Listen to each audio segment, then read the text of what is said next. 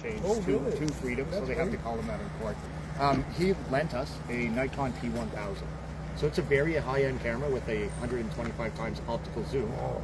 Then I also brought my good friend here, Mike Rood, airborne veteran, and he's got some skills with mountains and other planning. And between that camera and Mike and me, we were able to get some incredible footage that really put some pressure. Like as soon as we got here and put out that first set of footage, things kind of changed. The approach from the RCMP, they started getting frustrated, things were getting exposed. You know, nothing is transparent here, as you've seen. And this just added layers to that.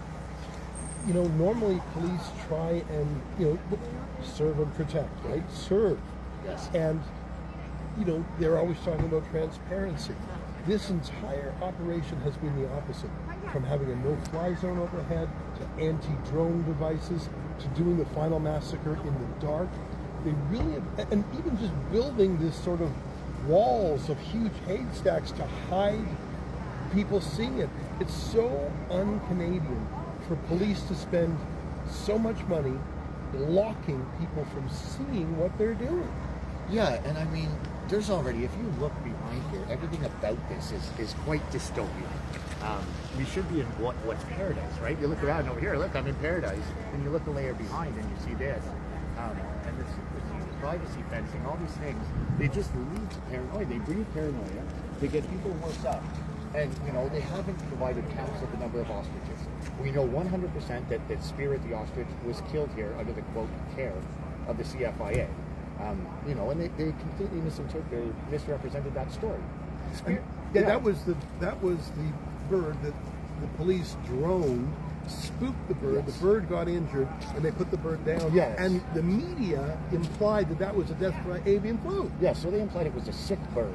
The bird was under special care. So there's an area just behind here where birds that need a little extra care. So say they hurt their toe or they have arthritis, they'd be looked after there. So they implied that this was a sick bird, which people will assume means avian flu, when in fact it was a perfectly fine bird that just needed a bit of care. And then it was spooked by low-flying RCMP drones. Not once, but twice. It was severely injured. Then, while the CFIA had already taken control, then it wasn't cared for properly and ended up dying of sepsis, according to the vet that was brought in. But it was lack of care. But even, just stop for a second, because the way you're saying RCMP drones, because you're used to it now, you've been observing it for a month, but how insane is it that the police have their largest operation in BC, not taking on drug gangs, not taking on home invasions, the largest police operation in this province for the last 6 weeks has been here, and they are deploying drones. Drones are not a public health tool. They are a tool of espionage and surveillance and tracking and authoritarianism. The very fact we're saying an RCMP drone killed an ostrich is so insane, but even now, 1, 2, 3, 4, 5 RCMPs, there's 5 on the way in, there's probably still 40 cops, 50 cops, and the massacre is over. What are they even still doing here? Yeah, and I mean, the drone stuff is worse than that. They're using them as weapons of terror. They're chasing people around with them. And this property... Two people told me they were chased by an RCMP drone. Yes, so this property behind, for those that don't know, is not part of Universal Ostrich Farm. It's a separately owned private property owned by, families related, but owned by separate people. And it was seized for logistical and operational purposes. And the entire operation has been on this property, surrounding the people there, harassing them and threatening them as they try to enter their gate. And I've seen some of that. We have video of this stuff, so we can provide that if it's helpful. And last night, and during this, as this stuff was going on, they had a drone fly off and blast them with lights. In the middle of the night? Yes. They follow them with lights. It's honestly, I've seen a lot of things from police that I have a little trouble with. But here has been beyond the pale.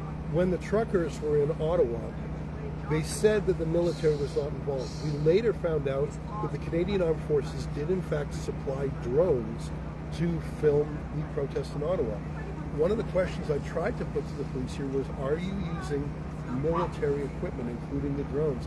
And obviously they didn't answer. Yeah, I mean, regardless if they're military, right? Our military isn't allowed to act in this sort of role in Canada for a reason, so they can't be used against them. But if we have the RCMP, a paramilitary operation, with multiple drone pilots... Phone's dying. My apologies. Maybe I'll might get something left of it. I'm going to hold it up like this, just in the hope that maybe one of them will come out. Yeah. By the way, I'm looking at that tent there that says "Apply Now." Yes. Just just in case I found any support here. But my real question is, often when people come and stand here, a cop comes up with a little camera and videos the faces, and I'm sure they've taken pictures of all the license plates coming and going. And there are devices, I forget what they're called right now, where you can identify all the cell phones in an area just by some internal device that's on every phone, PCMIA or something, I forget what it is. I am absolutely sure that the police have built a database of everyone here. This is supposed to be an agricultural operation, but it's turned into an authoritarian regime database, facial recognition. Surveillance. It's so weird what's going on, and that doesn't sound like it's got anything to do with hospitals. No, and I mean, at whose behest is this happening? And that was, who's the boss of it? Yeah, the CFIA, as far as I know, are unelected bureaucrats. A lot of what they do, well, I mean, all they do is kill. It seems it's a scorched earth kind of policy. They're not protecting anything, they're killing everything. But whose bidding are they doing? It seems to be maybe foreign interests. There's all kinds of things that maybe are involved. And I think that's probably not isolated to this one bureaucracy. I think this is probably, it probably happens in all our bureaucracies. Now, I'm going to ask about one last thing. We talked a little bit about it before. I mentioned this in another video. There's a term I only learned in the last couple of years. Phoenix! Phoenix! Yeah, it is a farm. Bowie. I love all the dogs here. As long as you see a fire. Oh my God, you're right. One, don't kid. Which was a real, yes, I mean, I kid, but that was a serious concern, and a lot of people reached out. And that would also be another way to enrage and infuriate someone. Oh, yeah. I know if someone went after my dog, I would